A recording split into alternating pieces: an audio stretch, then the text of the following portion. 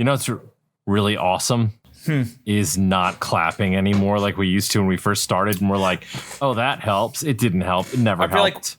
I feel like one day we should actually just get back to clapping again. We can clap now.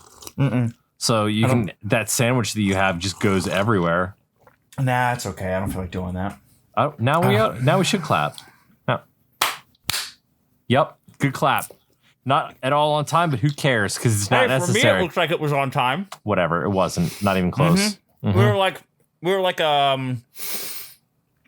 millisecond off. You're gonna hear me eat, by the way, because I just got done a run, so I'm like starving. That's fine. And So yeah, I'm gonna do that. So that way we can talk about this book.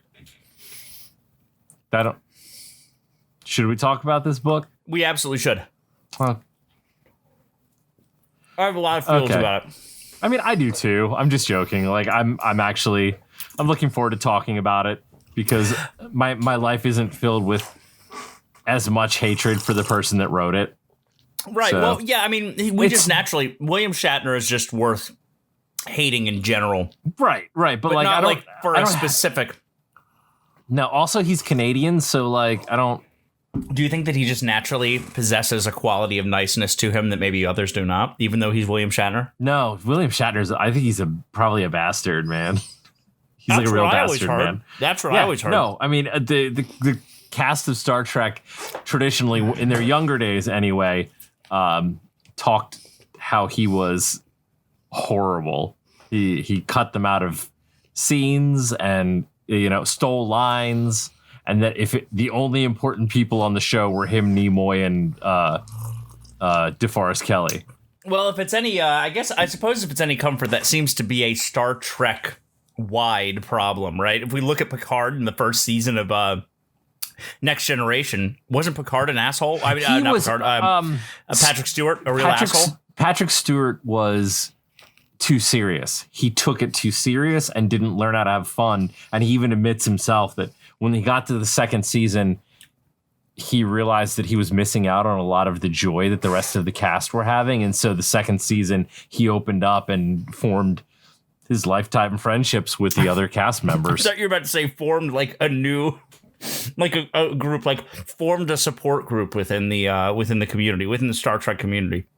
I think there's probably plenty of those out there already. We don't need Patrick Stewart to start one. I would go with one to him though. All right, so let's start this shit out. So this is Ashes of Eden by William Shatner. Do you want to? This is our intro.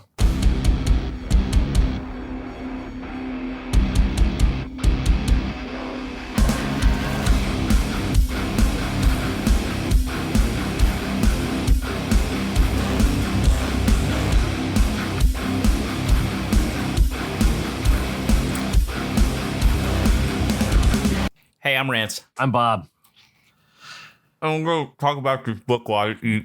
Yeah, this is the Quarantine Book Club podcast. Hey, we're still in quarantine now, so why not? Don't worry about it. We're gonna get sent back to work. Emotional quarantine, physical quarantine by choice. We're in space quarantine. I just finished eating that sandwich. Nice. All right. So Ashes of Eden by William Shatner and who the hell are the other two? Did you say the asses you're eating? Mm-hmm. The Asses You're Eating by William Shatner. You know what's really cool, man? Is actually not doing your research, and because you don't care about the other people that helped write the book. Sorry, it's Judith Reeves-Stevens and Garfield Reeves-Stevens. Well, Judith Reeves-Stevens and Garfield Reeves-Stevens received enough money that we don't need to talk about it. Yeah, I know. Because when you're when you're ghostwriting with somebody like William Shatner, you're not doing it for the art. You're doing it because somebody's like, I got this thing that I need help writing. Here's some money. And you're like, that's cool. Let me just take 2 weeks to do it. Yeah, they threw some. That feels like about what it took. Well, granted, now we did only read the adapted version, right? We didn't read the full version of Ashes of Eden. I have read the full version by Nameless, and Shatner. Yeah, I've read the full version of most of these Shatner books. Did you? Yeah. So I didn't know that. Yeah, I think I've read the entire Shatnerverse. you're a seasoned. Aren't there like 10 books in the Shatnerverse? Yeah. I don't know how many there are, but there's enough that I should be ashamed of it. Well, I've also read both of Shatner's Star Trek memoirs. Are they pretty good? Yeah. I mean, they're given fine. the fact that it's Shatner, right? They're Shatner, but they're Shatner post. The one's called Get a Life, I believe. They're I've read a couple of them. They're after Shatner realized that he shouldn't be shitting on his fans. Oh, okay. So it's probably around 2004 when he did Has Been with Ben Folds. A little bit before that. Yeah. Oh, okay. Yeah. Because I like that album. Star Trek Memories and Star Trek movie Memories were the two books. I remember those. I never read them because I had no interest at the time. There's some of the only biographies I've read.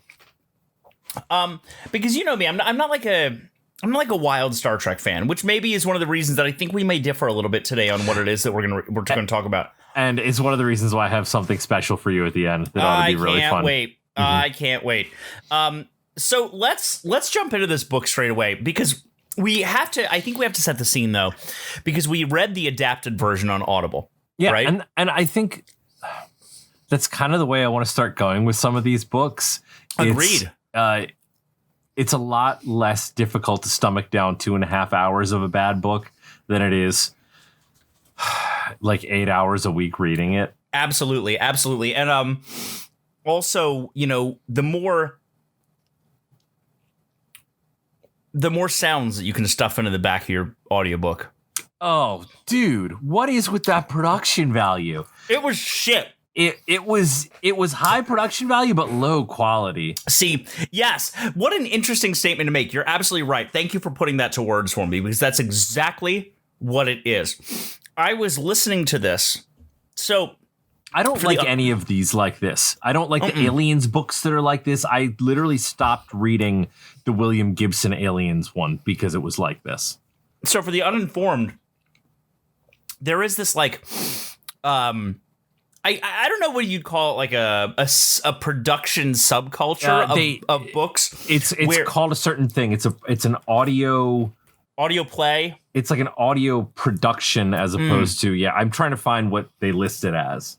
So keep going. It is an audio book, right? You've got the person reading the text, but it's slightly higher produced, so you get sounds in the background. So it's like a radio play, only not nearly as good.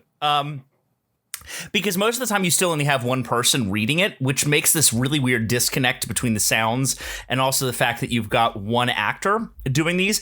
I could almost see it if there were different people playing different parts, which we'll talk about that too, because there was only one part of this where there was a voice that was not William Shatner's. Yeah. And it was only like one line, and it was totally random and out of nowhere. Right, and I believe that person is listed in the actual credits. William Shatner and DeForest Kelley. Oh wait, he's dead. No. Also, I just realized there are about like 17 more autobiographies by William Shatner. Well, he's too busy writing about himself because he can't write about anything else. Well, I mean, it's a guy who loves himself. It is a dude who loves the hell out of himself. I'd say you give him 2 weeks to another 3 years, and we're going to be reading about him in the news about how he's passed away. The obituaries? Mm-hmm. Oh, man. William Shatner, I think, is a man who, unfortunately, he's been in really good health, I think. Mm-hmm. But also he's starting to hit this wall where, like, I just don't think time has much left for him. How old would our dad have been now? Going to 89. Then, are you serious? Mm-hmm. Yep. Then Shatner's turning 89. Yep. Because they were the same age. Isn't that weird? Yeah. And I think, see, I have this theory. I have a theory, and maybe you could support me on this, or maybe you would debunk it. We see Shatner still all over TV, right? Mm-hmm. But Shatner is this ever-changing presence where I can't exactly tell how old he is in each one of these recordings, right? Maybe it's an insurance recording from like 5 years ago, right? Right. Or maybe it's something from like 10 years ago, or maybe it's from 2 weeks ago. I feel like William Shatner is somewhere on life support, no longer functioning, and they're daving him. no. The Kevin Kline movie where where the president is in a coma, and so they've created just this he looks just like him, so they bring him in to be the fake president. Have you ever seen that movie? No. It's a great movie. Actually, it's probably terrible because it's it's in that weird time where 1997 where there were a lot of great ideas for movies, but the movies themselves aren't good. Okay. So yeah, in Dave, Kevin Kline plays the president who falls into a coma, I think post-surgery. And then he also plays this random, I don't remember what he is, maybe a watch shop owner or a technology store owner. I don't remember. Who is called up to be hey, you look just like the president. You're going to be the president now. You're going to be the fake president. Okay. You're our Manchurian Candidate. I say that because I've never actually watched or read a Manchurian Candidate. I have no idea what that means. I don't either.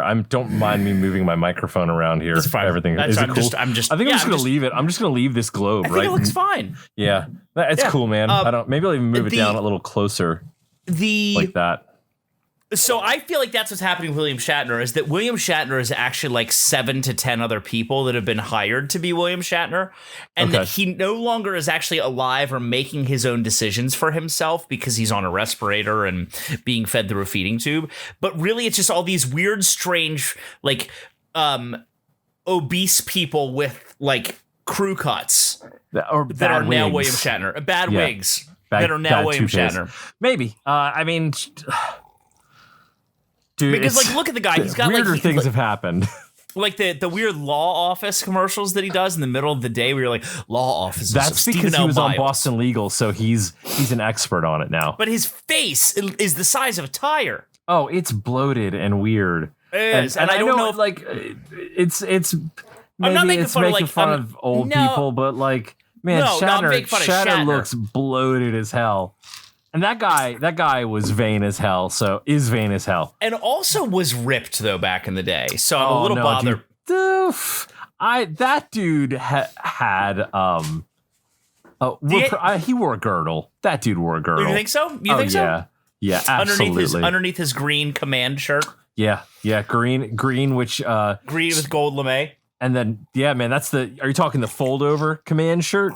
No, as opposed to the yellow shirt? Which they were both green originally, right? But the green command shirt with the tunic, the tunic front that folded over, showed up on camera as green, but the yellow shirt was green but showed up on camera as yellow because the cameras they were using at the time didn't pick up colors properly. There's something else, another show with blood in it somewhere, where the blood is a weird color because of the same situation. Like an original Star Trek episode? No, it's a different show, a different television show. But yeah, no, his all of his command shirts were supposed to be green, but now we see them as yellow because the one that he wore popularly for the one with the flared sleeves, and also he wore the bell bottoms with it. Nobody else wore bell. They all wore bell bottoms. They all wore bell. He wore different pants though. Something about his pants was different, wasn't it? Maybe it's just that you saw his pants because he ran more. Oh, okay. And did the axe handle smashes more often? Oh my God, he got in all these sick fights. Speaking of sick fights, want to call it out really quick. I don't know if you got pumped the moment in the book where James T. Kirk headbutted somebody. Oh, because I certainly was bro. I was like, you know what? This is balls. Kirk. This is Kirk right here. Oh, dude. So Ashes of Eden by William Shatner and 2 other nameless nobodies, 2 other red shirts by Shatner and 2 red shirts, is about what would you say if you were going to describe? Now, this is about a 2.5-hour audiobook adapted from the full-length piece, right? Mm-hmm. Read entirely by Shatner himself. I would say acted by Shatner with sounds in the background, including the famous tricorder noises. I feel like there's moments in this book where he's making fun of his own vocal affectations as Captain Kirk. I think he is too. I think he's having fun. If he were directed a little better, I think it would have been a phenomenal audiobook reading. But there are times where, whether it's the sound mix or whether it's just Shatner going way too fast, he'll be talking the way Shatner talks, and then he'll just something. Yeah, and I'm like, you lose him, and you don't. There's no coming back from it. Like you have no idea what he says, and there's no point in even rewinding. And it's not. It's usually, I think it's the sound effects in the background. I was listening to it in my car, and there was a moment where I was like, they're very cloying. They're very like they're high end. Yes. Like the high end is up and there's no bass. It's very treble. Yep. There's one moment, and it's early on. It's about 30 minutes in, and we haven't talked about plot yet because we'll get there. Right now, we're just talking about the quality. Yeah. There's one moment, it's like 30 minutes in, where there's a tricorder in the background. It's not a combat tricorder, which things I didn't know existed, that there were two different kinds of tricorders in the Star Trek universe. There's a bunch of tricorders. There's medical tricorders. There's science tricorders. I believe they were using a science tricorder, and all you heard in the background was... and it went on for a problematic 4 to 5 minutes. Just... and I there was one point where I took out my earphones. I was like, I can't fucking do this anymore. I'm done with this. I can't do it. I just have to skip forward because it's just somebody decided along the line, they were like, really love this noise, and I want to make sure this noise is featured. Some of the music's in this, I'll say it starts out with everybody's favorite Star Trek theme. You know, it starts out with the Star Trek theme, but also there's a moment where you're not supposed to know what's happening. And there's a surprise, and the music ruins the surprise. It does. You know exactly. I'm going to tell you exactly what it is because I had the same thought. It's when, so for those of you who don't know, at the beginning of this book, James T. Kirk is not captain of the Starship Enterprise anymore. I mean, once a captain, always a captain, I suppose. Right, absolutely. But he's no longer the functional captain of the Starship Enterprise. In fact, the Starship Enterprise is now decommissioned and turned into a diplomatic ship, right? They're going to use it for war games. It's just war games. It's in dry dock. It's its own Kobayashi Maru, and he is shown it by another character, and of course in the background you hear. But it happens before he sees the ship. So as soon as it happens, they're like, oh, they're flying up into space. And he's like, where are we going? And then you hear the music and I'm like, oh, they're going to see the Enterprise. Granted, it's a Star Trek book. So if you don't have the Enterprise in it, then it could just be Deep Space Nine. Or Discovery or some other Star Trek property where there's not the Enterprise. That's okay. I'd like to interrupt really quick just to say I'm drinking a lot of lemon-based things today. I have lemonade. Okay. Right? I have lemon-flavored water, which... Can you hold up both of those cups for me, please? Okay, yeah, they're the same cup. They are. Yeah. This is lemon-flavored water, though. Cool. This is lemonade. Right? And then, for once we're done, and I really can't take it anymore, I'm drinking myself your lemonade, truly a hard lemonade. So you and I actually think our opinion may have differed a little bit in this book. But before we get into our opinions on it, I'd like to talk about what the basic plot of the book is. Okay. And maybe its connections to other things in the Star Trek universe, because I found myself not being too deeply informed a Star Trek fan. I found myself at times going, wait, what the fuck are they talking about? And I didn't know if it was a matter of I should know what they're talking about if I'm at least a functional Star Trek fan, or if it's like just a bunch of bullshit gobbledygook that they threw in. It depends on which part. I mean, there's stuff that's made up, but there's a lot of it that's informed on canon. Like, now these books aren't really considered canon, but they're informed by it. Yeah. Things that happen in the movies, things that happen in the show. Stuff that happens at the very beginning of the book where Kirk is like having the weird Iron Man barf moment. Yes. Where he's wearing the virtual outfit and reliving. He's on Tycho 4. Yeah. Yes. I don't think that's an actual Star Trek event. I could be wrong. I could be really wrong, but I don't know. So the book is it's framed by time.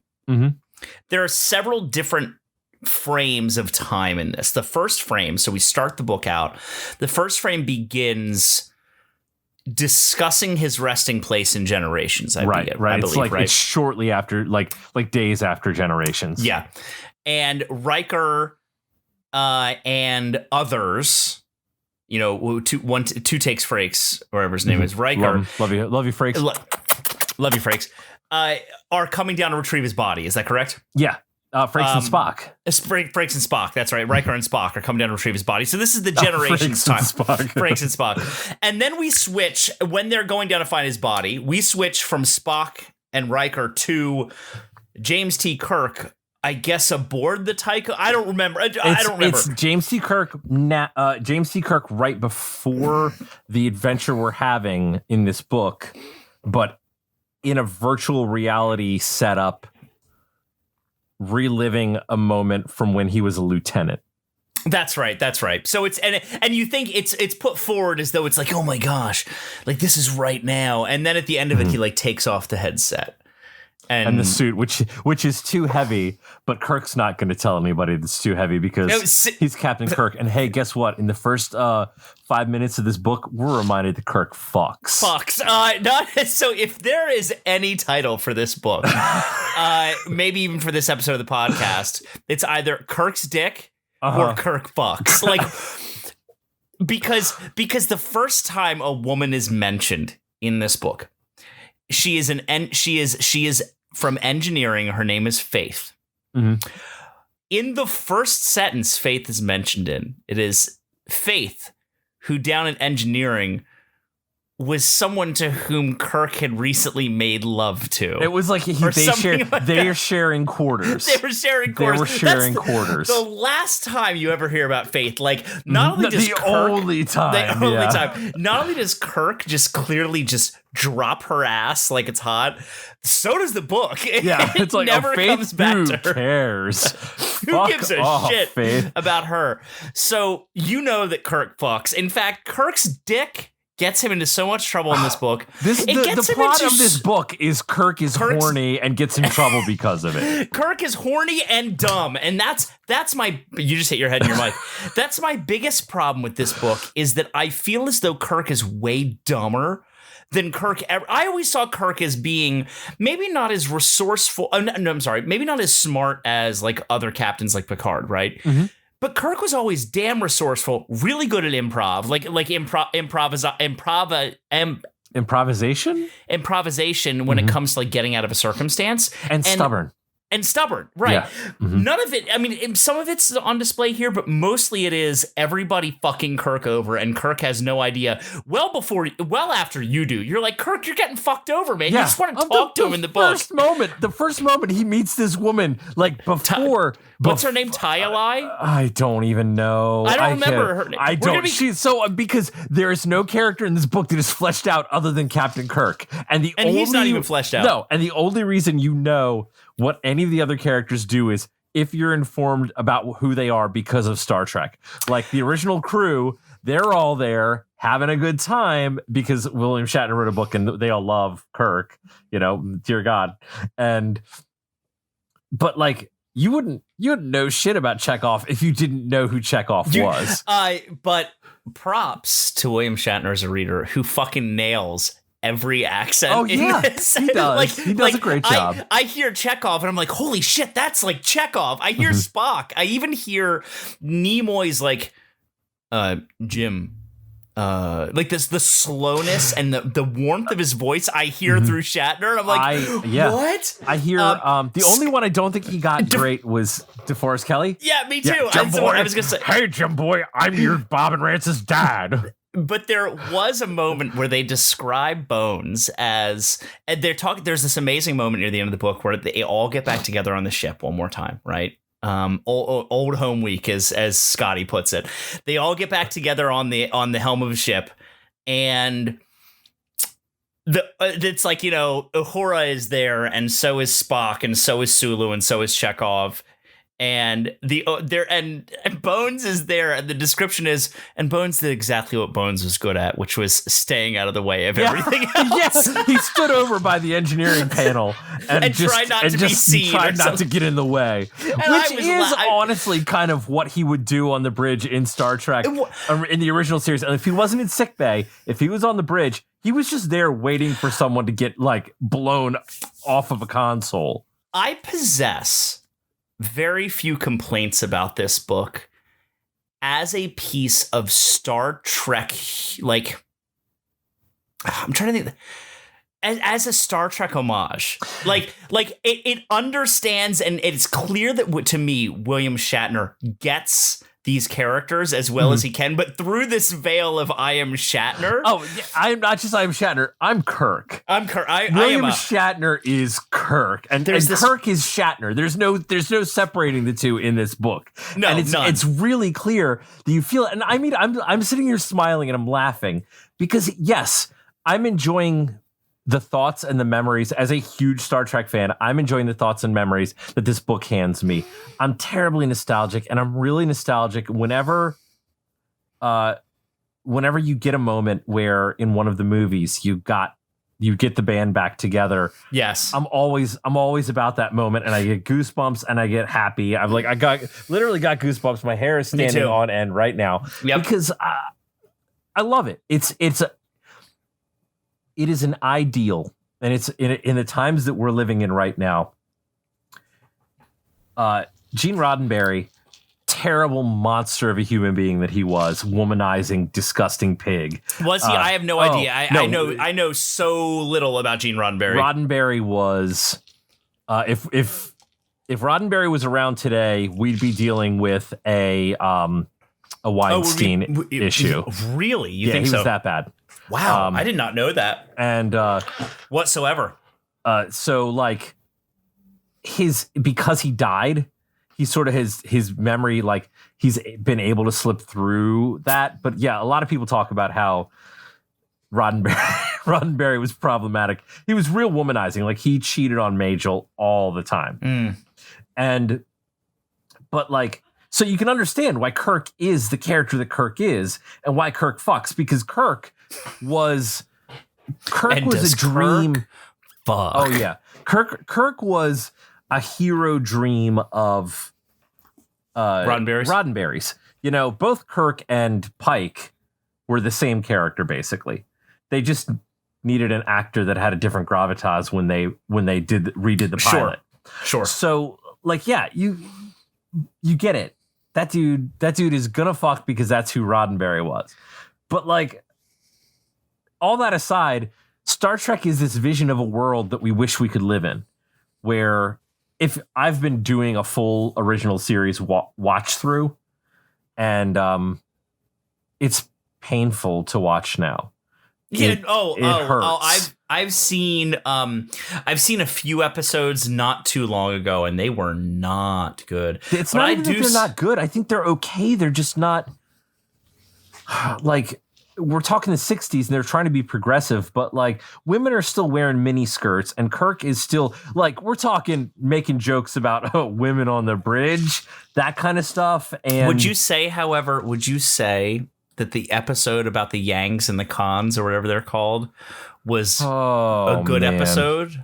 No. I mean, if you don't know what we're talking about, just look it up. There is an episode that's basically 4th of July on another planet, and it's about the Constitution. right, and it's like there's a lot of episodes like that, and when you go back and you watch The Famed Kiss, which is William Shatner and Nichelle Nichols, the first interracial kiss on television. It's not nice to watch, and it's not the moment that it should be celebrated. Why so? Because it's a moment of I'm trying to figure out, like my brain just farted out. It's a moment of non-consensual romance. I don't even know what to call it. Like Kirk and Uhura are forced to kiss, and neither of them are enjoying it. They're like, are they psychically? I think they're psychically forced to kiss, and it's not. It's like, and if you watch, they kiss, and Kirk like looks at the bad guy, and he's clearly like, "I'm gonna kill you because you're making me kiss a woman who doesn't want me to kiss them." And if there's one thing that Kirk does, he fucks with permission. Yeah, I mean, he at least like he'll slap you and then fuck you, because like in the '60s, getting permission was like bullying a woman into sleeping with you, because that's what the 60s where they were gross. I shouldn't laugh, but no, Kirk does fuck. Yeah, so, but like Kirk fucks, but it's you have to look at it through that lens of that time frame, and the 60s were fucked, man. Like sexually there was a lot of sexual awakening and there was a lot of social awakening, but if you're talking about men and women on a level of equality sexually, the men still held all the power. We're talking Mad Men, man. And like, I'm not saying I don't know what fucking time period Mad Men was, but 60s, like, that was 60s. Was it? Yeah, that's what it is. That's like, if you watch an episode of Star Trek and then just think about Mad Men, you're like, oh yeah, this totally makes sense. A bunch of dudes drinking whiskey and like having a smoke and like blowing smoke into a woman's face and be like, you definitely like that, right? Right, man. Like, and now, luckily, we've taken these characters and they moved them forward into the 80s when we did the movies, and they matured. Yeah. And we took the best parts of a thing that was sometimes not great, and we made it better. But I think Star Trek has actually, I think the further it's gotten away from Kirk, right? The further it's gotten away from Kirk, it's done a better job at being perhaps what maybe it was meant to be originally, which was this wagon train through space. Moral what? A wagon train through space. That's the way they originally described it. It's this moral. It's a moral drama. Yeah. Of the right and the wrong, and not about combat, but rather about solving problematic circumstances through diplomacy. Sometimes a little bit of force, but also identifying the flaw of the human in that particular formula as well. I think, and all that aside, one of my favorite episodes was, and I love so much of the lore that I know of in Star Trek, like the Prime Directive. The Prime Directive is so cool because it's such an imperfect idea, and the like the universe of Star Trek knows that it's imperfect. We know that it's imperfect. But you've got these lawful good people like Picard who hold to the standard of the Prime Directive. And then you've got these like chaotic good people like Riker, like even Kirk would have been, who are like, well, no, we need to follow a moral standard of what's right or wrong, not a written standard of what's right or wrong. And I like that stuff. Yeah, and it's cool. I mean, it is. And Next Generation took a lot of the things that the original series did and refined it and made it better. And yeah, there's episodes of Next Generation there that are fucking problematic as hell too, man. You go back to some of the stuff in the first and second season and you're like, holy crap, what were you thinking? And things that like the actors have denounced, and even the people who created the show were like, this was a mistake. But also there are a group of people who admitted that they've made mistakes. And I know we've gotten way off base here, but like Star Trek is a mythos that I have so much love for. Because if there's anybody who's admitted they've made mistakes, it's definitely not William Shatner and definitely not James T. Kirk, which we'll get back to in a minute. Oh my God, man. So like this, the thing is, I can look at this book through, nice. I don't know what you just pulled out of your drink. Is that your tooth? Did your tooth just come out in your drink? It's just a piece of plastic. Fucking weird, man.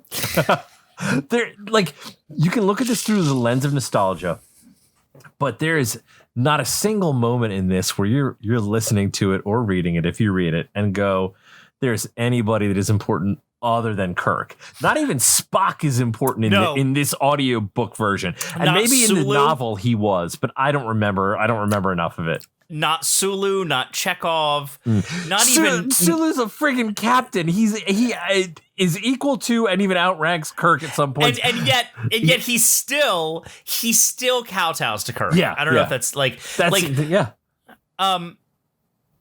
there is. I'm gonna call her Hyali. Talia. She's Kirk's. She is literally Kirk's meat sheath. I'm sorry. I'm sorry. You all know. She has no agency. None. She has zero agency, and she's supposed to drive the story along and actually have like moments in the story where. I don't know. Should we go like just talk about it? Let's get the plot down because I want to keep talking about like Because I had this revelation halfway through this book where I went from the first, and now granted it's 2.5 hours, right? The first 45 minutes, I wanted to jab a pen in my eye. I was so bored. I hated it so much. Something happened at about 45 minutes in that I was like wrapped with attention. And I was like, I gotta know what goes on next. And I think I know what it was, and I'll get to that in a few minutes. But here's my hot take before we talk about the plot. Hot takes here on the Quarantine Book Club. You ready for the hot take? I'm so ready, man. I'm challenging you with this hot take. Out of the 5 books we've read, by far 100% the best one we've read. That's my hot take. I'm going back and I'm thinking. We've read Doom Knee Deep in the Dead. Okay, better than that. Doom Hell on Earth. Yeah, better than that. Star Wars Splinter of the Mind's Eye. Wait. Yeah, 5 books we've read. Yeah. Splinter of the Mind's Eye. And Tom Stranger. Tom Stranger 1 and 2, yeah. Granted, we're not looking at high competition here, which is why this hot take has like an asterisk next to it. Yeah. But I think but I would say by far the best one that I've read out of all these. It's yeah, I mean, I guess there are ways that I would describe that back in the day that I will not say anymore. And I'm trying to think of a new way to say that term because it's not acceptable. What I want to say is not acceptable. Yeah. It's okay. Like I see because this book's a solid 4.7 out of 10. Like, yeah, no, it's not great. No, it gets some great reviews. I don't have any reviews right now, and maybe we should look some up to read them. It's all the stuff after 45 minutes in. It's really? All after the exposition. The exposition in this book, absolutely unnecessary, completely, I think, terribly placed. The pacing at the beginning is awful. Then we hit we learn what the actual problem is, and while it's got hints of Khan in it, and it's got hints also of, I think, Star Trek V with a little bit of like this playing with God kind of deal. Or a Star Trek Insurrection. Or Star Trek Insurrection, right. It's the exact plot of Star Trek Insurrection. It absolutely is, and I'm wondering if those might, was Insurrection before or after this? This is 95, right? It's after Generations. So, okay. Yeah, because we have First Contact, which is definitively the best Next Generation movie. Yes. And then they all go downhill from there. Right. But once it actually gets into what the plot of the story is, and it's sure it's a little recycled, and it's basically very similar to so many other science fiction stories. I didn't hate it at that point. I was like, I get why this is Star Trek. I feel the Star Trek vibes with it. Kirk is all about himself. Kirk's definitely gonna fuck. Kirk is gonna get 2-timed because he got fucked. Humans are a big problem, and also let's have a space battle. There was a moment and probably around the same time, whereas I was listening to it and I realized, I was like, this is Insurrection, in a different way. I mean, it is different, right, but the concept is basically the same. Hey, a Fountain of Youth planet. So everybody wants it. Cool. So yeah, the Federation wants it for secret, but it's really just one dude in the Federation. Also, it's Star Trek Into Darkness. Yes, because that was the other thing I was thinking of was Into Darkness and even a little bit of Beyond. And it is, what I was going to say is it is a Star Trek movie. It's like listening to a 2-hour Star Trek movie. Precisely but why. One of the not great ones. Precisely why I began. I literally found myself at about an hour and a half in. I wouldn't say smiling as I read it or as I listened to it, but certainly not hating it. Like I texted you at one point and I was like, dude, I can get like 4 minutes in and then I got to stop. And that was all the first 45 minutes. I went through the past 3 days trying to listen to the first 45 minutes, right? Because I admit I finished it up today. And then something happens. It's right as Kirk and Talia Shire or whatever so Kirk comes he is encountered at a banquet because Kirk is retired now. He's a 62-year-old man. And what does he see across the room at the banquet? Oh, a hot 20-year-old. Hot. So It's a he even young says girl. He even says in the narration, he's like, Kirk realized that she was far younger than he was. Perhaps Too young. he was He old could enough to be be her father, or actually her what? her grandfather. Her grandfather. Yeah, and then he of course says that like, yeah. And then Bone says to him, "Are you gonna add cradle robbing to your list of crimes against something?" And I was like, Jesus, this is getting weird. So they it's Taylani. Okay.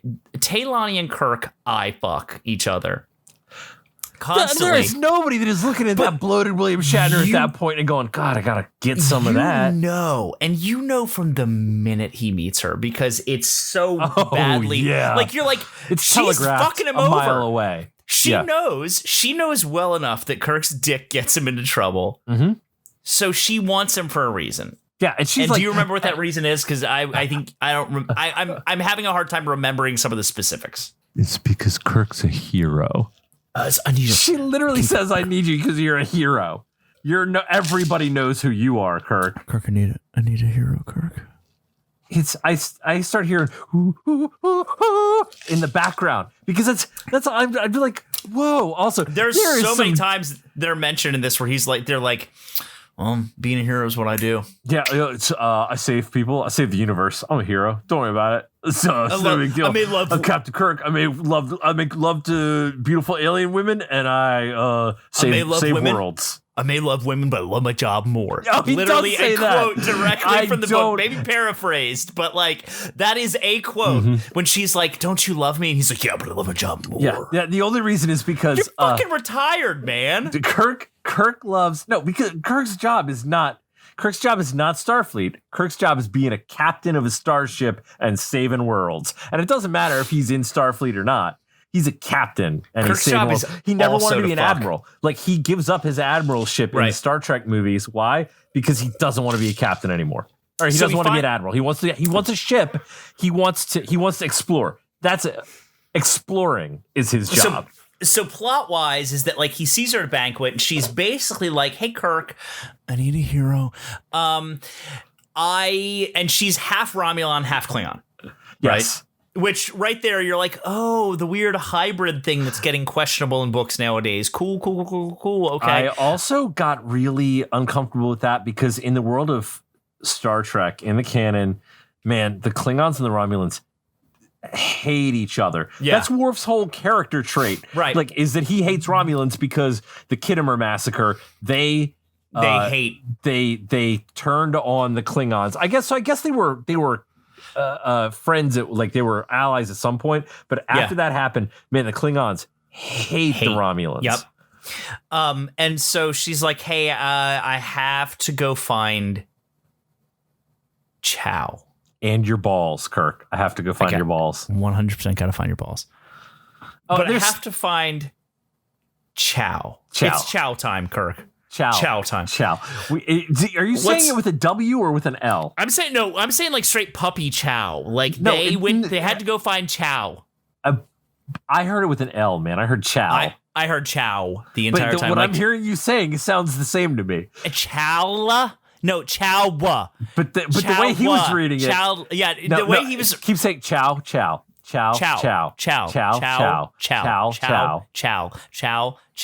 You're right. It's the same thing. So she's like, I gotta find Chow. Gotta go to Puppy Chow. Gotta go to Chow. So Chow is she flies to Meow Mix, the children of Chow Mix. Chow is a planet, and she's like, I need help saving Chow. Nobody knows where Chow's at, but like, I don't know, so gotta save it. And he's like, cool.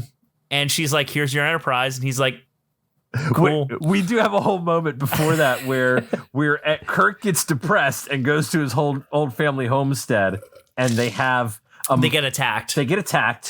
And these two dudes. And he's definitely there to fuck, though. Oh, he's there to fuck, but he also, this is where he headbutts that dude.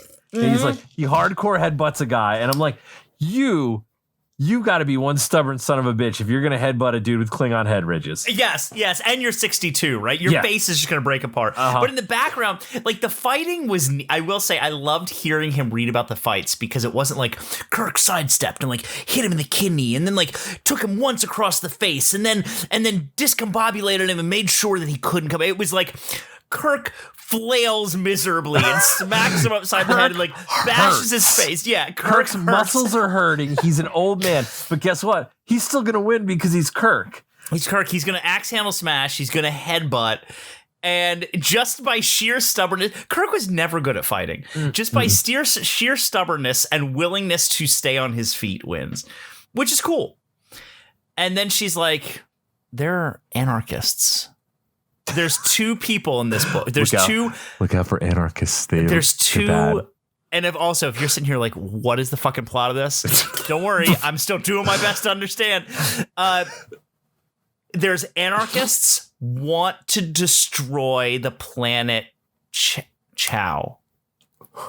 Because the Chowians. I think they just call them the Chow.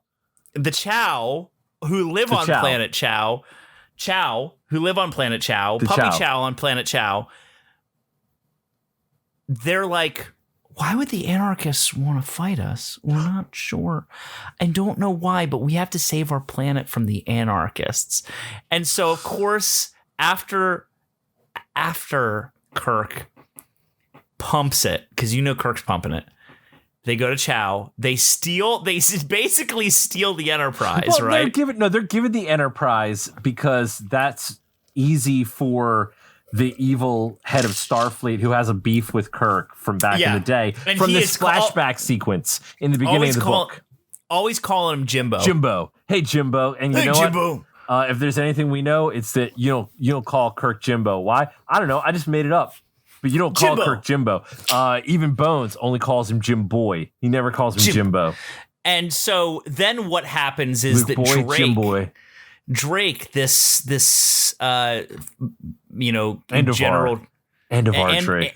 Androvar Jake. Androvar Drake. It's Jake. It's Nathan Jake. Drake. Nathan Drake's like, look, old Enterprise crew. Now that you're on the Excelsior, Sulu, Spock, Chekhov, you're going to have to go after and figure out what Kirk's doing because I think he might be a traitor. And they're like, no problem. Got to figure out why he's a traitor. But they're also like, I bet Kirk's not a traitor. I bet he's just horny. Even Spock is like, sometimes a man's moral judgment is less impactful than his physiological needs or something like that. I'm like, what? And Chekhov's like, Kirk will definitely want to have sex with this woman. So they're sent, the Excelsior, the old crew and the Excelsior is sent after so that was the a terrible Enterprise. Russian accent, and I do a great Russian accent. I don't know where the hell that came from. Congrats. Thanks, well, and he does call it a whistle at one point. Oh, whistle. But this whistle, this enemy whistle. So they get to Chow. And this is an hour into this 2.5 hour book, right? I want to just I want to find a wrought iron fence by this point and just jam my face onto it. Like, I was hating it. And they get to Chow, and then you find out the basic plot, which I didn't hate. Should I explain it or? Yeah, man, go for it. You give it a shot because I want to hear what you have to say, and then I'll add what I got. So you get to Chow, and the minute they get to Chow, Kirk is like, I feel great on board on this place. I feel amazing. I feel virile. I feel like I could fuck 1,000 rabbits. He doesn't say that, but he feels like he's like literally hey, like I feel like a young man. Hey Tilani. I feel like a young man. Also, he's got Scotty with him, by the way. He does. Scotty's like, hey, I'll come along for the ride. They called me up and went, hey, you want to get on the Enterprise? And I went, okay, sure. Which I think is really Scotty though. At the same time. Scotty is with him. Scotty drinks a really bad drink and basically goes to him because he's like, hey man, we've been on the ship for like a week and we're buds, like, and you're just treating me like you're my captain instead of like we're two pals on an adventure together. Can we go can we do something else? Can we go drink? Yeah, this Klingon bar? And Kirk's like, okay, so how are the engines? And Scotty's like, oh, you're such a jokester. I'll drink this green sludge. So he drinks this green sludge, which reminds me of drinking the Krogan drink in Mass Effect, where you just drink it over and over and then wake up on the floor in the bathroom. Except this one gives you worms. This one gives you worms. You have to drink more of it to get the worms away. Totally unrelated to the plot. So they're on Chow, and Kirk's like, I feel great. I feel awesome. I could 100% have sex with every woman. Then Tonaily grabs the front of his pants. Grabs the drawstring of his pants. She's like, I remember that. It was like, it stuck out really weird to me too. I was like, is he wearing pajama pants? Yeah, like what's with this drawstring? Are you in sweats? Are you trying to show everybody your gray sweats?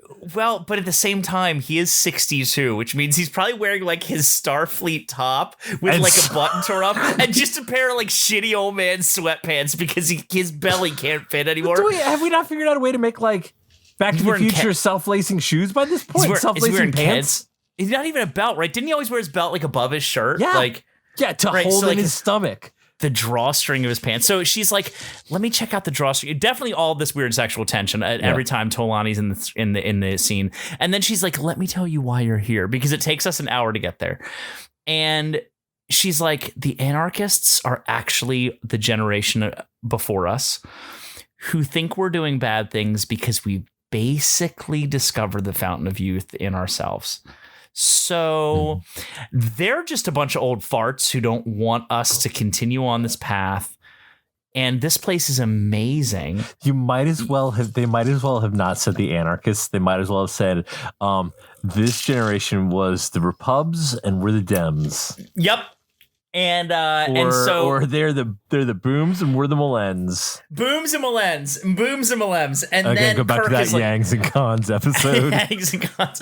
And then Kirk's like, well, of course the anarchists are fucking losers because I'm getting my shit pumped over here. I don't care about anything. I don't give a shit about the actual circumstance. Hell yeah, help you kill these anarchists. I don't give a fuck. He didn't say kill, but like no, because he actually tries not to kill them. Yeah, he's like, we'll take these anarchists, and you find out that like Tolani, she's a Chow, and Chow are like Romulan, Klingon. They can like stop their hearts. They're super powered. They're hybrids. They're Khan. They're Khan. Only not the human side. Because you do find out eventually that they're genetically engineered. Yep, enhanced. Yep. Actually, now that I think about it, because of the twist we find out later about where they're genetically engineered from, spoiler alert, it's they humans, sort of right? are Khan. Yeah. Yeah, because they're humans. They're genetically engineered from DNA. Federation. Yeah. Mm-hmm. There's some interesting stuff later on when they discover the quote armory, which is the museum that has a whole bunch of guns in it and shows exactly how their race was created. Yes, and it was so the idea is that the anarchists are trying to get a hold of this armory. Yeah, but they're trying nobody knows what's in it, and Kirk's even like, Toenail, what's in this armory? And she's like, my name's Chobani, I'm a yogurt. Yeah. I don't know.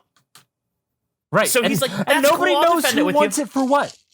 They never in this book, because she turns on Kirk like 13 times, like 7 times, and every time you're like, going, of course. Okay. He's like, I'll forgive you, Chobani. And then she's like, but guess what? I'm a double agent. Oh, guess what? I'm a triple agent. I'm a quadruple agent. But I don't even know which side wants what. So then you find out later. All you find out is that like they get there and they like basically take care of the anarchist problem. But then Drake shows up. But the anarchists turn out to be good. Good. And Drake shows up and he's like, but I also need what's in here. Why? Because if I find out how they manage to, basically stay alive forever and how they keep fucking the way Kirk fucks, I can just bring this back to the Federation. And also, Kirk was responsible for killing my wife in some battle that we don't know about. And I'm like, okay. Here's my daughter who showed up in one of the first chapters that we completely forgot about. This is a problem. I actually wanted to run this by you as a Star Trek nerd.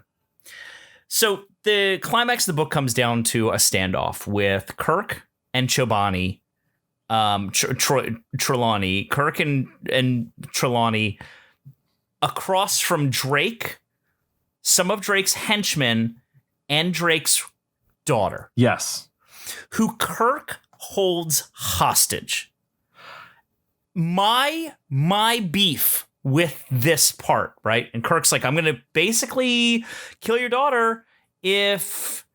I had a real big issue with that because in almost all of the Star Trek stuff that I watch, that I see, it's almost like Kirk fucking forgot that his own kid was killed in a circumstance like this. Oh, and dude. it really bothers me. I was thinking the same thing. That never comes up because that to me is not something Kirk would do. I feel like Kirk would look at this and go, holy shit, my own son was killed in the course of like a Federation dispute, right? Because he got involved and it was my fault. Yeah, and like, someone came after me and went to get revenge on me. Right. And and that's why he hated the Klingons. Right. The whole point of everything that everyone says about him in this book, where they're like, wow, this is really weird because Kirk has finally forgiven the Klingons, but the last place Kirk would go is Klingon space because he doesn't like Klingons. And yet it's a whole point of Undiscovered Country. Yes. Is that Kirk says, let them die. Right. Because he hates the Klingons because they killed his son. Right. And that's cool. That's a point of weakness for him. It's a flaw. It's a major character trait. And for him not to go, let's just stop this right now because my son died because I got involved in this. And he does try to give her a second chance. And he even convinces her. And she's like, Dad, no. But then they just they die anyway. Yep. Then there's a weird moment where like it's still not good, bro. It's still not a good book. Drake.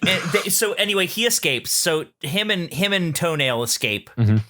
People out there like, I have no fucking idea what the plot of this book is because you guys aren't explaining it. I don't know what the plot is either. Don't worry. It doesn't matter. Felton Youth, everybody wants it. Kirk realizes that being young but also being old sucks, and he's going to make sure nobody gets a Fountain of Youth. Also, he fucks. There's your plot. So then they escape. Like him and Toenail get beamed up by Scotty, right? And Scotty's like, Kirk, you better... I can't do a Scottish accent. That's pretty good. You better go talk to Command. And he's like, why? They're up on the bridge. They're up on the bridge. And he goes up there and like Spock and Sulu are up there. And they're like, hey, sorry we doubted you. We're back on this ship with you. Mm-hmm. And then the main bad guy is like, I'll basically kill you last week. And then we're going to slingshot maneuver from Star Trek's 3 and 4. Okay, so that was the question I was going to ask you was... Or no, is it 4? It's 4, sorry, just 4. So am I okay for like just literally forgetting that's a thing that they ever did?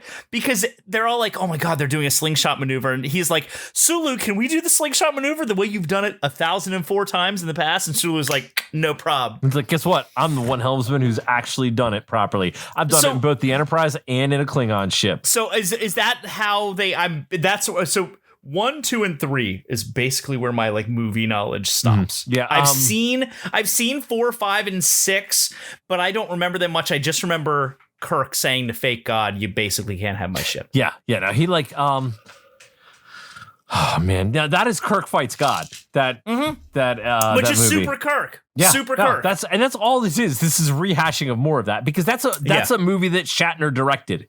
Yeah. And like there is this weird theological bent to some of this stuff too, right? Like because they call these child the children of heaven. They're like this is a perfect paradise, and of course there's like trouble in paradise. Like it's there is, and I'm okay with that, but it's also one of these things that with Star Trek you always find out that if there's a god character, that character's not a god. It's some weird science trick that we just haven't figured out yet. and then when they do, they're like, oh, hey, guess what? He's just turning if we change this capacitor to this polarity, we'll be able to break his force field and we'll be fine. You can't call Faith. You know why? Faith's thighs still hurt because because Kirk was inside of her. Kirk was fucking her. Oh man. If this episode sounds like we're like objectifying women, no, that's the problem. I feel like that is a thing that's just happening in this book is that every time there's a woman, Kirk's had sex with her. But that is one of the problems in this book, and that is one of the reasons why we talk about it. It is not like Kirk. we talk about how Kirk fucks, and that just a quick reminder, Kirk fucks. It makes him cool because Kirk fucks. I mean, yeah, sure. Having sex is cool. I like it. Everybody likes it. Men and women should like it. It should be fun for everyone. But there's never, it's a thing that, thank God, has changed in the way that we look at Star Trek. That if you look at, again, Next Generation, Picard rarely fucks. I mean, no, he probably fucks, but like, we don't need to know it's about not an important Picard part of fucking. his personality, Right, the way guns are for Larry Correa or fucking is for Captain Kirk. Now, Riker fucks. But Yeah, Riker 100% fucks. But He also Riker- plays real good poker. Riker plays real good poker, but Riker also doesn't objectify women. No, Riker is, for the most part, right? and Riker does He'll not flirt. He'll flirt. Yeah. Well, also Riker doesn't give a fuck what gender you are.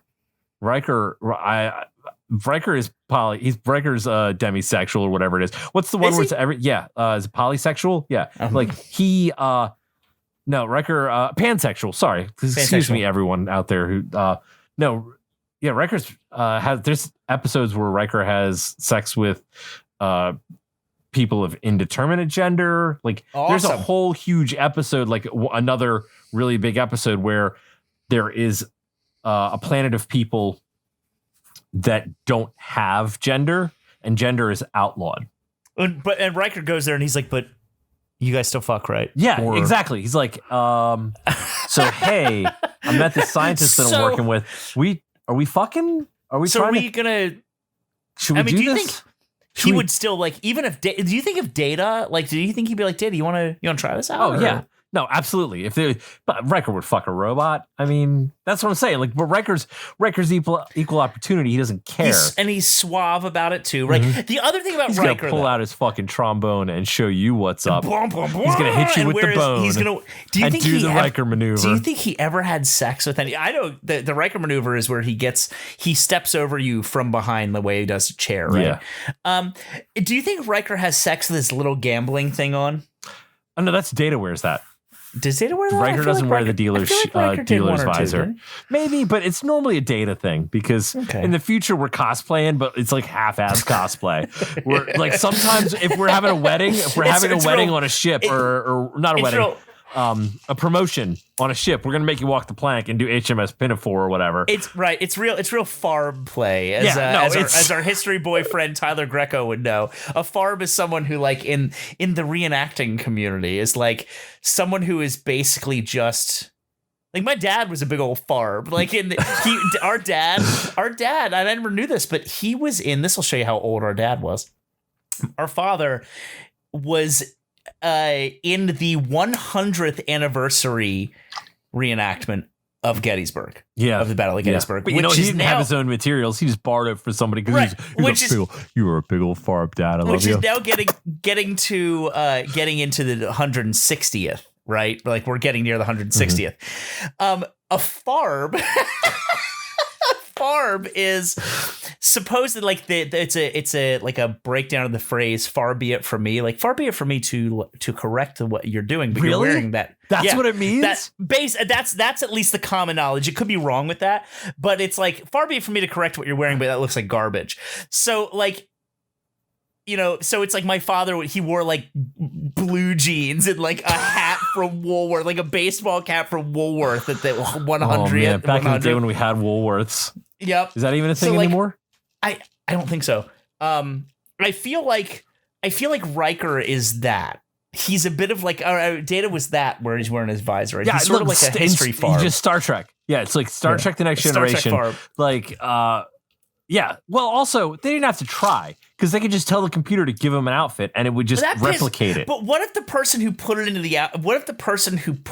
the computer was wrong about that outfit? like that has to be programmed by a person, right? Like the replicator. If we can replicate food permanently, it's a perfect paradise. If we can replicate food, but the original source of that food was flawed in some way, wouldn't it suck if you put like chicken in there and the source you replicated it from had salmonella, and you could never ever eat chicken ever again. Wouldn't work. Why? Because they have filters. they have genetic filters because I'm assuming that when you take something, you program something into the replicator, you can do it by hand and you can program it via typing like this on stuff, or you can scan it in like using a reverse transporter, where you put that thing on a replicator pad and then you type it in and go, I want you to save this. And it takes it and it deconstructs the molecules and digitizes it like in Tron and turns it into data. Not data the character, data like the numbers, ones and zeros. And then basically prints out copies. And then, it's a 3D printer. That's what a replicator is. So, but it's sort of 3D prints food. But what happens is, just like in a transporter, when you scan that replication in, the computer scans it and goes, oh, biofilter. That's what it is. It goes, oh, this shouldn't be in there. This is in the biofilter. That's not right. I know what to look for. And it tears those molecules out. So I don't know if it would just contaminate and go, hey, this food is contaminated. You can't use it. Or whether it would decontaminate it and then the next time it reprocesses it, it's not there. If I'm in a teleporter and I teleport and I come out of the other end of the teleporter with poop still in my body, then the biological filter can't be too great. But it knows that you have poop in your body. It knows what a foreign object is, like what a foreign body is. Man, look, dude, I've seen plenty of episodes where there have been issues with the transporter where it's gone wrong, or they've been like, yo, this biofilter. Look, there's been an episode where people died. People just straight up died, and then they went, I can get them back by using the transporter. And just because their pattern is still in the buffer, because they have a pattern buffer. And so they're held in memory. There's an episode where Picard goes and he turns into energy. This creature turns him into energy, and they go, yo, Picard's energy is still out there. We can take this energy, which is his consciousness, and we can rebuild him a body. And they just do it. But I'm like, okay, if you did that, why would you not just give him a new heart instead of keeping him with the fucking crappy... With his shit heart. He's got a shit heart. The fake bionic heart. Dad said he had a shit heart. And he was going to... like, your son, you got a shit heart. Do you think... Why are we talking about this shit, man? Sorry, I could talk about Star Wars for hours. Or Star Trek for hours. I'm going to say, though, so the book concludes with exactly what you would expect to conclude, which is that Kirk and Toenail, they're like hanging out in Eden. They're hanging out at Chow. And they're like, this is great. And Kirk's like, peace, sister. I got to go be me. Yo, look, I love slamming, but I love saving planets more. Love smashing, and I'm 62. Mm-hmm. But I do think it's this interesting tool, an interesting storytelling tool. And I wonder if it's touched upon in later books, which is that because they basically destroy all the knowledge that could lead to like extended life, and then the Federation, establishes a treaty with Chow and is going to help them rebuild the planet with Toenails, with her, guidance. But I'm not against the idea that maybe because even though Kirk is 62, and how the hell can he be this active at 62? I would not be surprised if, as the books continue on in the Shatnerverse, that Kirk has some residual youthfulness from being on this planet. It doesn't matter. That, doesn't fucking matter, bro. They bring him back to life, don't they? Yeah, they bring him back to life. But I'm pretty sure, if I remember correctly, spoiler alert, they don't just bring his old man body back to life. They make him a young man body. They make him a young man sex body. They make him back in the original Enterprise days.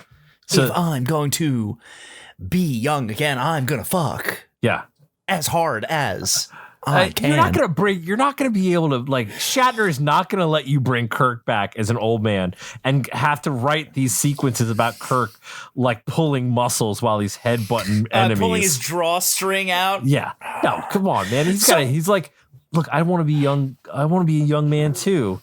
Back in the day when all I had to do was wear a girdle and women thought I was hot.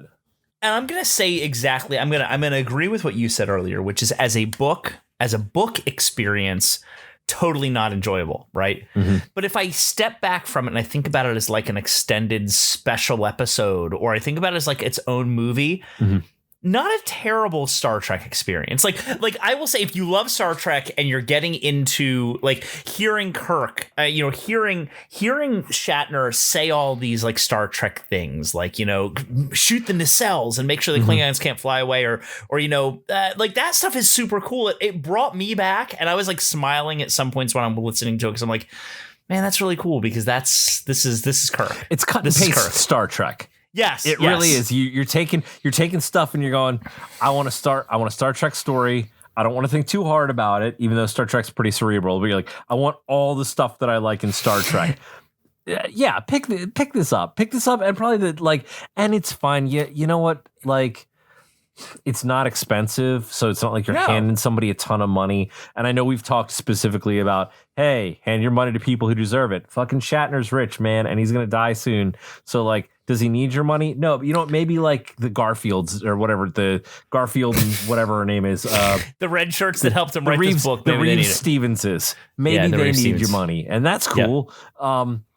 But also, it seems like it's a married couple. So husband and wife couple out there doing some stuff. That's pretty cool. If they even exist, I don't even know. This is written in 95. They might be dead. This was written the year I graduated high school. I heard that you might have something for me. I do have something for you. So I've been excited about this whole thing. I've been so excited about this whole thing. Last week, you played a game with me where I was really proud of that game too. Larry, I'm really proud of that. Adam, or some other fucking psychopath. And I did terrible at it. You did? No. See, but I failed. But here's the thing: is I don't think that what you see as failure is actually failure. I feel like it's a success, especially as a commentary on how fucking insane these people are, that you could just easily confuse them for each other. They're all cookie cutter assholes. They're all cut from the same cookie cutter asshole cloth. They're all the same pieces of shit that fell out of the same dumb conservative body. They're all the same peanuts in the same conservative turd. They're all the same acid in the same piece of shit belly. They're all assholes. They suck, man. And it's whatever. And Shatner, you probably suck. And I think we'll come back to the Shatnerverse at some point too. Yes, I wouldn't be opposed to it. I don't think I'm not gonna rush out and get the next books or listen to them. But if somebody said to me, they're like, okay, like we have another episode, we got to do another Shatner book. I'm like, that's cool. I'm really, which I wasn't feeling at the beginning of this. I was like, this sucks. Yeah. And I think this is what we're going to kind of stick to with our format for a bit. Now we have something different over the next couple of weeks coming up, but I think we're really going to try to look into the audio format, try to do single like one-off episodes here and there of things where we're picking these smaller stuff, because it's worked really well. And to be honest with you, it's been a lot nicer listening to these and talking about the listening experience. And I think and that means that we can spend our time on like books of worth. Yeah. Right. Like exactly. like books that are a little more important to read at this point. Wow, my face blurred out. Yeah. So what is this game? I'm so intrigued. And I will say the last thing I'll say before that is also it means that this book here, you're not missing anything by listening to the abridged version. I used to be very anti-abridged, but this is a thing where you listen to an audio play. You listen to. If I'm listening to like Moby Dick, right? Mm-hmm. Or I'm listening to like Ralph Ellison's Invisible Man. Like I'm not reading those things. I'm reading them for that cultural experience of reading them, and so therefore I can't miss a word. Yeah, but this is Star Trek. Like, yeah, exactly. I can spend that 2 hours watching a good movie, watching a good Star Trek movie, whatever. You can listen to this in 3 days of driving to work. You're fine. Okay, so the game I've got for you, bro, is this. Look, William Shatner has done a great many things. He's an actor. He is a writer, clearly. He's created his own series, Tech War. William Shatner created his own science fiction series. I mean, I don't know if it was good. I've never checked it out. William Shatner also is a, quote, musician. Now, back in 2004, William Shatner made an album that both Rance and I were obsessed with. And it was basically spoken word over, was it Ben Folds? Yeah, Ben Folds did all the music for it, and then he brought in like other... Now, William Shatner's been doing albums since like 1968. Yeah. And I'm gonna say 2004. This is my personal album of the year in 2004. Yeah, no, it was awesome, and there's some great. real. I mean, it was jokey. It was very like he really bought into the fact that people have been like, "Yo, Shatner just does spoken word for these songs," and he went, "Okay, I'm going to do that." But there was also like really touching stuff in there. There's stuff poetry about his wife passing away, and like a lot of stuff that the song, the one that jumps out to me is the song that dramatizes his relationship with his daughter, and that he had a terrible relationship with her. And the song is all about like you're gonna hear. I will say now, if anybody out there has not listened to Has Been, the 2004 Shatner album, if you read about it online, you're gonna get a lot of people who shit on it. And I think they're totally wrong. That's all I see online are people like, it's really terrible. It's almost like he's making fun of I am 100% all behind the idea that I think most people heard that album. They didn't understand A, its irony, and B, its heartfeltness, because I think they didn't think Shatner could be heartfelt. But like the song that he talks about meeting his estranged daughter, and he's not a good conversationalist. He's not a good dad. Yeah. And he's admitting all of these things in the course of the song, not telling us, not asking us to forgive him, but just the way that he writes it and performs it is clearly from the perspective of someone who doesn't know how to be a good father.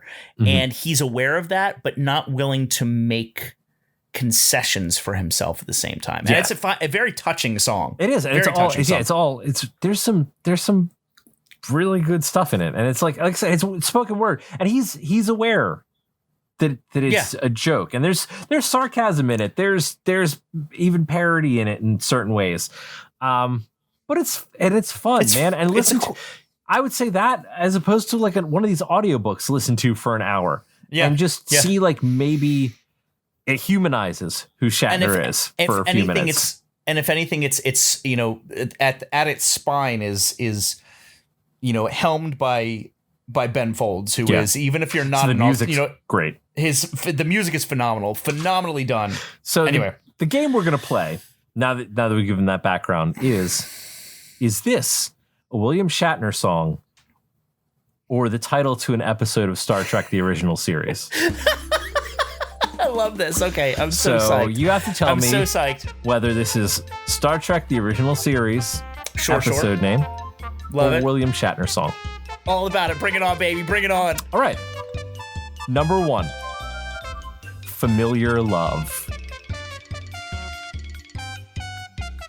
Familiar Love. Well, we know that Kirk fucks, right? So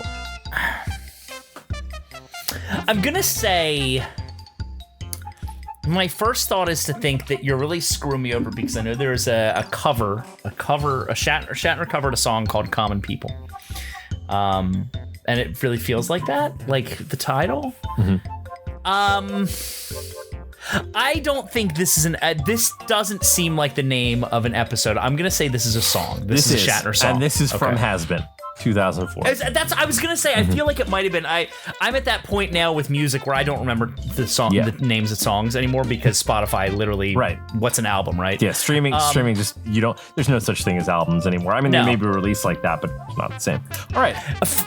So Familiar Love is the name of one of the songs. Yep. Okay. Oh, it's on point. Okay. Cool. Well, that was the first one. Yeah. Way to go. You're 1 for 1. Number 2, By Any Other Name. By Any Other Name. I am gonna go just because it's like a clever turn of phrase that I'm sure was probably played into with the writing.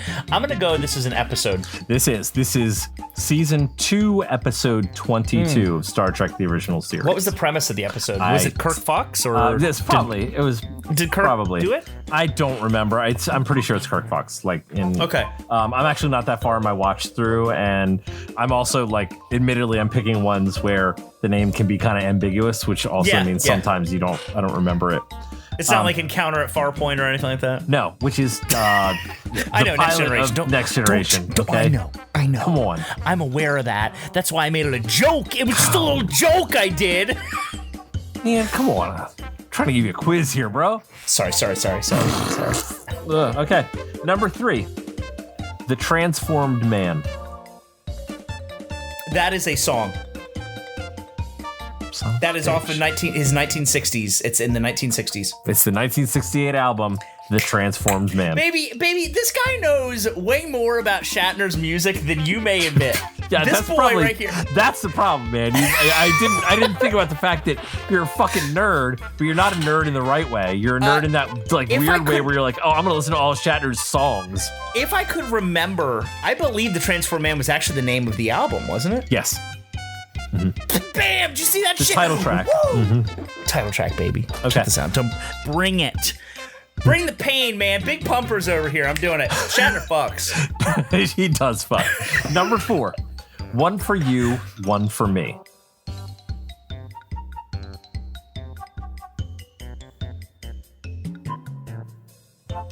I want to go with pattern. Mm-hmm. I want to go with pattern and say this is a... say this is going to be an episode title, but I don't know. I can't see it. I can't see it as a song title in my head, but I want to say it's a song title. I also don't think the titles would directly reference you or me. Okay. Of the show. Mm-hmm. That feels a little not Star Trek-y. So I'm gonna say it's the name of a song. It is the name of a song. It's from his 2018 Christmas album, Shatner Claus. What? There's a 2018 Christmas album? Yep. Wow. Which I'm going to be listening to this holiday season. Isn't he? Isn't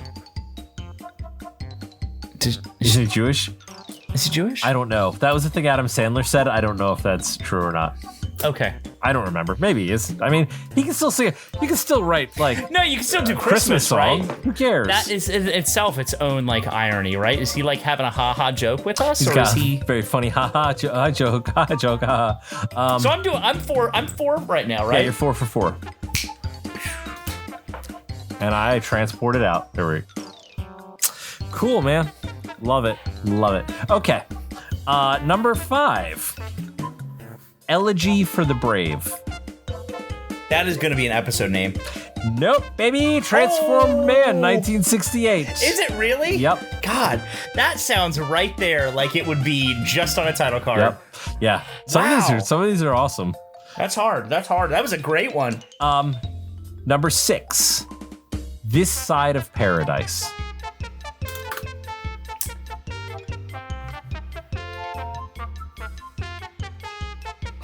I'm going to say it's a song. Nope, that's an episode, baby. What episode? Season 1, episode 24. Remember what the premise of the episode was? I don't remember at all because I don't. I feel like a terrible Star Trek fan right now. Stupid cameras going in and out. It might be the one where they beam down to a planet and everybody on the planet is getting brainwashed. Mm-hmm. And they're like, it might be the one where Spock is hanging from a tree upside down. Remember when I sent you a picture of Spock? Yes. And like Nimoy just hanging from a tree and Spock makeup? Yep. It might be that one. It might be that one. Oh, that'd be so good. Feeling really awesome and invisible right now. So that's the coolest. I'm loving it. Da-da-ta-ta-ta. Next one. So you got This Side of Paradise wrong and Elegy for the Brave wrong. I did. So I'm on a 2-loss You're streak 2-loss right now. Number 7, The Enemy Within. The Enemy Within is the title of an episode. It is.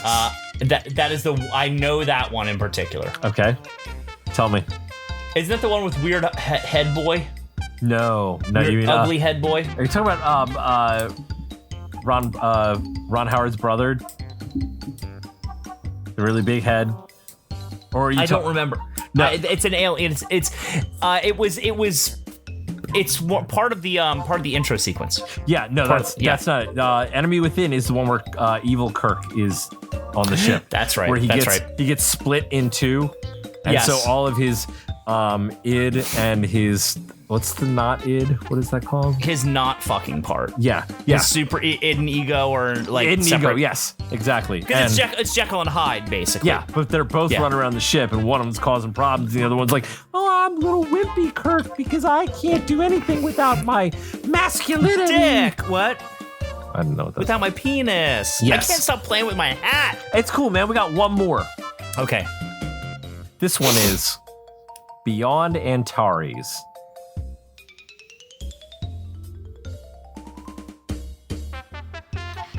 I don't like this one. I'm going to tell you why I don't like this one. Because I think of Wedge Antilles from Star Wars. Mm-hmm. Beyond Antares, though, that's not a song. That's an episode. But I feel like you're tricking my ass here because I feel like this might not even be a TOS episode. I will say, Am I on the right thing? You were on the right track, but in the wrong direction. Oh, is this an episode? Is this a cartoon? Mm-mm. Is it from before? No. What is it? This is a song. This is a song by Leonard Nimoy from Mr. Spock Presents Music from Outer Space. So I fell down a rabbit hole because That's awesome. Yo, I gotta be honest, I am kind of a little bit of a I don't like it, but I'm kind of obsessed with Leonard Nimoy's Ballad of Bilbo Baggins. The idea that Leonard Nimoy wrote a whole song about the Hobbit. Yeah. Like, and back in the 60s. Was that like the thing in the 60s? Was like if you're a popular movie star, you then need to develop an album? Yeah. Well, I think it was one of those things that he and Shatner actually did back and forth where they were like, Shatner was like, yo, hey man, I'm making an album. And Nimoy was like, that sounds fun, bro. I too will make an album. Yeah. And so there's like, but Nimoy I too will make an album and then rest in peace, Leonard Nimoy, be the worst part of Star Trek 2009. Oh, I did not. I felt like my problem with Star Trek 2009 was the fan service. I did not think that Old Man Nimoy was a good actor anymore. I appreciated his presence in the movie, right? And clearly they needed that, and I think it was so much better that it was Spock. But like, I was also like, every time he was on camera, I was like, oh yeah, Kirk wanted to be in those movies. Like Shatner wanted to be in those movies, and Abrams was like, bro, nah, man. Sorry, like, I love you, but that's not what this is about. Not now. Also, Zachary Quinto was a great Spock. Can we talk about the fact that I'm actually really disappointed that since they're rebooting the pilot cast of the original series, in a new series, Zachary Quinto isn't going to play Spock. It's a new guy playing Spock. I don't know. Who is, and also, it's the Pike Enterprise. Huh. Now, is this the Pike from the Abrams verse? No, it's okay. I think it's supposed to be, but not the same guy playing him. Gotcha. And because that guy's basically like 1,000 years old. Exactly. Rebecca Romaine is playing number one though. She's playing the first officer that Majel Barrett played. Who else is in it? I don't know. I'm interested. I had no idea that was a thing that's happening. Mm-hmm. No idea. Because Picard was successful enough that even though it was really bad, they're gonna. It's not good, man. Look, I gotta be honest with you. Star Trek's been real hit or miss. There's things about Discovery that I like. There's things that I don't like. I don't have a problem, honestly, for the most part, with any of the Abrams movies. Right. The new. The first one was the freshest. I feel like Into Darkness was too much.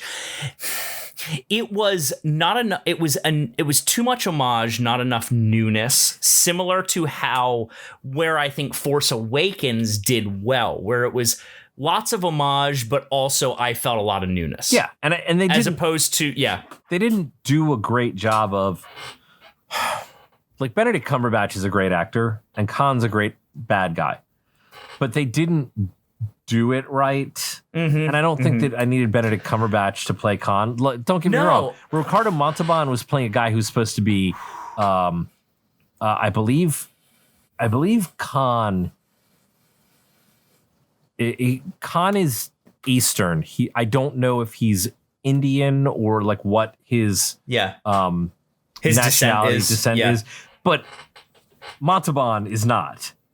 So they made him. They gave him a bunch of makeup back in the 60s and went, that's okay. And then in the movies, they just kind of went, well, he's a man of indeterminate origins. Right. But then they wrote books and they were like, no, this is where Khan comes from. And straight up. But then to take it and then go. But Ricardo Montalban, his chest. Whew, dude, that dude was that man. awesome. He was in his. I think he was in his late 60s. Yeah, because that guy point, worked and he out. was ripped. Like he had boobs. Mm-hmm. Yeah, he had pecs and abs.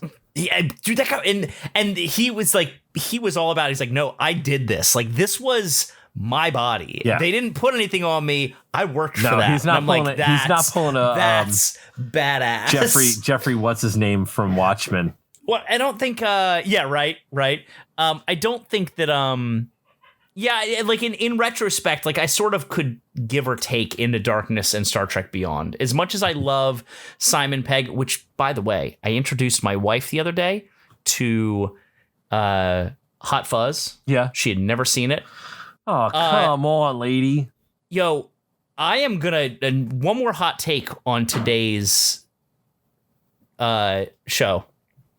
As someone who recently watched both Shaun of the Dead and Hot Fuzz, by far, Hot Fuzz is the far better of the two movies. Really? Wow. That is a hot take. I really believe so. Shaun of the Dead is good, but Hot Fuzz identifies its goodness in the shadow of Shaun of the Dead, which was an immensely successful movie, and aims to be even better while still, like, some of the cinematography in Hot Fuzz is out of this world. Out of this world good. The effects, awesome. The action sequences, spectacular. I just, as a movie that was a follow-up to a movie that was so well done and totally different, and I always sort of thought to myself, Hot Fuzz was like, okay, that's a fun movie, cool, whatever.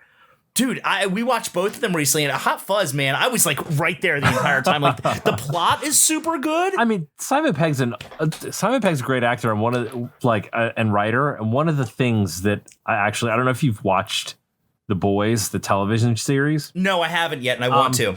It pulls away from some of the Garth Ennis-y things that good, because Garth Ennis is a turd. I mean, Garth Ennis is pretty prolific. Like, I've gone back and really looked at like a lot of the stuff that he's written and been like, okay, Garth Ennis isn't always what I consider Garth Ennis-y, like with Preacher. Preacher, the television series, leans pretty hard into the Garth Ennis-y stuff. Yeah. But The Boys doesn't as much. And Simon Pegg plays Huey's dad. So if you're not familiar with The Boys, Huey is the character that was based visually on Simon Pegg, right? Right. And so like he plays his dad, which is really cool because he's like, yo, I'm just too old to play this character. And I know it, but I want to be involved in this project. And he does such a great job of playing. First of all, he's an American. And he does such a great job of playing a character who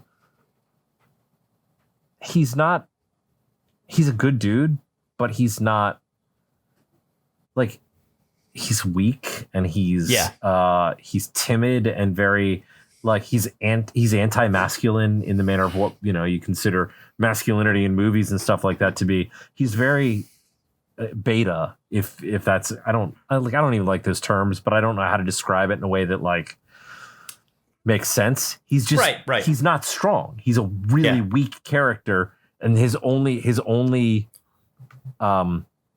redeeming quality is his love for his son, but even that's not enough a lot of the times. And I like it because he's playing such a flawed character that's like I don't feel is like Simon Pegg, and how Simon Pegg can play flawed characters who are not great dudes. Well, and that's right. You look at what was it? Was it Spaced? Mm-hmm. Where like he's not exactly a good dude in that show. Right.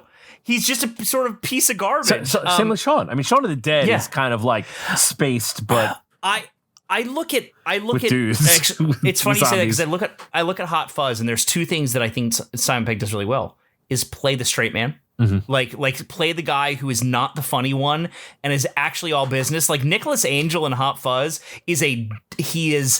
he is a problematic cop because he believes there are bad guys, and he will damn well do what he needs to do to get them. And even if it means like pointing out to those around him that they suck and that he's better than them. Like Nicholas Angel is actually a really, especially in our era now, like a really problematic character in a great way, because he grows. He's flawed, but he's not a nice guy. And I think Simon Pegg does a really. You're right. And now that I think about that, Simon Pegg does a good job of that. He does. He's got some depth to him as an actor, doesn't he? Yeah, I don't know where a lot of it came from, except for that I just want to say that like Simon Pegg, I know you wrote Star Trek Beyond. I'm gonna write a letter to Simon Pegg real quick. Okay, go for it. Dear Simon Pegg, you wrote Star Trek Beyond, which is the last of the new Star Trek series, and some might say is perhaps responsible for the failure of the new Star Trek series. I want to say I don't believe that. I enjoyed hot takes. Alien lady with black and white skin that didn't make any sense. I liked watching Kirk ride around on a motorbike on a planet, even though that didn't make any sense. Vroom, vroom. But what I really enjoyed the most was watching you write lines for your own character, Scotty, and be real butthurt about it, because his character was butthurt, but then somehow ended up on board. I always love your portrayal of Scotty, and I miss you, and I would like to watch you in more things soon. Your loving friend, Bob. P.S. I can't wait for the next season of The Boys to come out this September so I can watch you do some more Huey's dadding. Thanks. I love you. I feel like in all of this writing to Simon Pegg, you've not written enough to Carl Urban. Oh, man. I love Carl Urban. I would like to write a letter to Carl Urban, but I'm not going to write it now. I'm just going to say, I love you, Carl Urban. Doom was a hot garbage movie, and I love it. Carl Urban is also a dude who will never be a superhero character that like he's never going to end up in a real superhero franchise. Right. He's in The Boys. He's Billy Is he Butcher. The Boys? Yeah, he's Billy Butcher. He's like the main. I didn't know this. I didn't know this. Oh, he's so great, dude. He's but so did you good. Did you see? And I know everybody who is who wants to be a nerd will say this. Did you see Dredd? Oh yeah, man. No, that's what I'm talking. That's what I was going to talk about. So good, so great, so good. And Lena Headey was awesome in that too. Yeah. I mean, he was like the fact that he didn't take that mask off once. No, exactly. You know what? Exactly. You can bite me, Stallone, but eat my ass. He did exactly what he was supposed to do, and that's why Carl Urban is also awesome. He's great. He's a great Bones. Yes, awesome Bones. He's great as Dredd. He's great as Billy Butcher, and he was really awesome in Thor Ragnarok too. His one shot at a Marvel character. You're right. Scourge, I and forgot. he went, you know what? Yep. I'm gonna be this dumb idiot character and not have a career. Also, gonna say, loved his mullet in Chronicles of Riddick. And his fake blonde hair in Lord of the Rings. But I actually really love Chronicles of Riddick in that series. Like, I love those movies. Man, they're really not good if you go back and look at them now, but I loved them when they came out, and I love them now. I think Riddick is an awesome movie. I think Riddick is a legitimately great movie. However, what I will say about Carl Urban is, Carl, I'm gonna need you to figure out what's going on with this stuff. Carl Urban's got some of this stuff. He's got a couple of doubles on his face. Dude, you got the money to take care of that. If I have a double on my face, and if I had the money to take care of it, I would, but I'm poor. Bro. Love you, Carl Urban. Carl Urban, this is my plea to you. Can you help me get rid of this double right here? Right there. All I need you to know, bro. Alan Dean Foster wrote some books in a Riddick series. I didn't know that. I'm going to look up to see if there's any on Audible, man. Give me 1 second. Are we moving right through to our next thing? Well, you want to talk about next episode? Yeah, go ahead. So next episode, we are jumping into... I'm going to tell you now, if you are keeping up with, pop fantasy stuff, we're going to be heavy spoiler alert probably the next episode or two, because we will be reading Jim Butcher's next Dresden Files book, Peace Talks, which Bob and I have both been waiting for 6 years, I think? Six and a half years. But interestingly enough, love Jim Butcher, right? We got a chance to meet the guy. Guy seemed really, really cool. Love his books. Have recognized that Jim Butcher is an author, has written this series over the course of 20 years at this point, and what he was writing in 2000 was a totally different series than what he's writing now, right? Yes. He has grown, his character has grown, I hope. But also the last time that we got a Dresden Files book was legitimately 2013, 2014 proper. So have I changed as a person? In my excitement, I am so psyched for this book. Like you texted me today. I got this one and the one that's coming out in September on Audible on my wish list. I'm so excited. My hair is standing on end. I just want to go to sleep tonight, wake up tomorrow and drink coffee and listen. Yeah. But also how much, because I have also changed in the past 6.5 years, how much of the Dresden Files has not, and I'm actually afraid of that. So like I'm actually going into this book super low expectations. Let's go ahead and let's pick an amount of chapters that we should talk about for next episode. Let's go. I don't know if it's anything like the previous books, probably 30 to 40 chapters. So do you want to pick 10 chapters? We'll talk about 10 let's chapters. say 10. I mean, and even then if we're listening to it on audiobook. And then so like maybe the next episode we'll get through the rest of them. The other thing I'd like to say too is I know that you and I are going to grind through this audiobook style. Yeah. So I would ask anybody out there who's listening to us, keep in mind that there is a good chance the next time Bob and I get together, we might actually record 2 episodes at once. And I would like us to go, unlike we do with this, to go in detail with it. This is a thing we're really legitimately going to love. So keep in mind, if you're not getting ready to read Peace Talks, the next 2 or 3 episodes are going to be probably heavy spoiler. Yeah. And we'll say something about that at the beginning of them too. And we're going to try, we're going to try to keep it, on track. This is a really weird unknown quantity because we're so normally used to picking books that are not right. That are not great. That are easy. They're easy to make hate fun on of. too. Yeah, they're easy to bash on. Even this, like, even though I enjoyed this book, and this is the first time I think I can say in listening to doing that this you've actually podcast, enjoyed what you were doing. I listened to the book and had an okay time doing it. I mean, I'm here in my Star Trek outfit, not mad about it. I hate listening to it, and I was like, okay, I almost went into it going, I'm gonna hate this. There's a kid upstairs. It's really super loud. Do you hear him? That's all right. Wait, listen, it happens. Let's just be quiet. Every day, then it doesn't matter what other people think because it means happiness. I don't know what's going on. Sounds like there might be upset. an argument up there. Yeah, I think I should go. You should go. Get out of here. It's all right. So next week, Peace Talks by Jim Butcher. Yeah. And if you get it on Audible, if you haven't read the Dresden Files series, I'm going to encourage you to begin doing so, because we are also going to probably, in talking about, this is the 16th book in the series. So we're going to be really, when we say spoiler alert, it's not just for Peace Talks. It's 16 it's books heavy worth spoilers, of spoilers. and there is shit that happens that is like world changing these books, like for the book series. And I'm talking. Here's the thing, man. You start the Dresden Files books. If you don't know about them, go back and start with Stormfront. Mm-hmm. It's a real low stakes as far as what you consider low stakes in a urban fantasy series. Yep.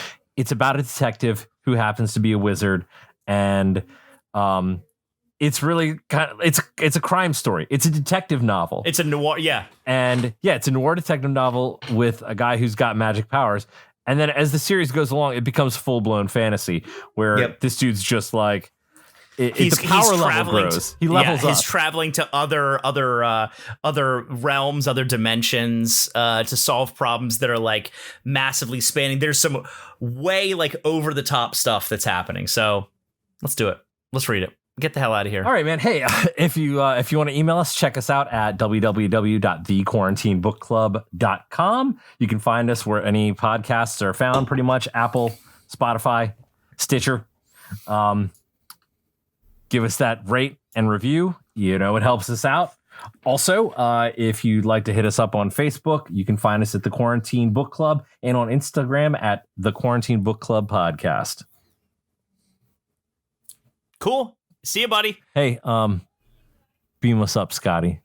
Beam us up. Also, Kirk fucks. Kirk fucks. Kirk fucks. Kirk fucks. Kirk fucks. And does Kirk fuck? That dude is gonna fuck. He fucks, but he fucks with permission. He fucks. He'll slap you and then fuck you. Kirk does fuck, so Kirk fucks, but it's Kirk's definitely gonna fuck. Taylani and Kirk eye fuck each other. Kirk's job is also to fuck. And he's definitely there to fuck, though. oh, he's there to fuck. Kirk pumps it, because you know Kirk's pumping it. I bet he's just horny. Kirk will definitely want to have sex with this woman. I feel like I could 100% have sex with every woman. Kirk fucks. Kirk realizes that being young but also being old sucks, and he's gonna make sure nobody gets the fountain of youth. Also, he fucks. Because Kirk was inside of her. Kirk was fucking her. Kirk fucks. Just a quick reminder, Kirk fucks a lot. Kirk fucks. Picard rarely fucks. It's not an important part of his personality the way guns are for Larry Correa or fucking is for Captain Kirk. Now, Riker fucks.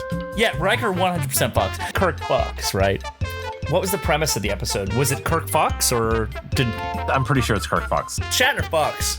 I'm gonna fuck as hard as I can. I'm Captain Kirk. I make love to beautiful alien women, and I save worlds. Her.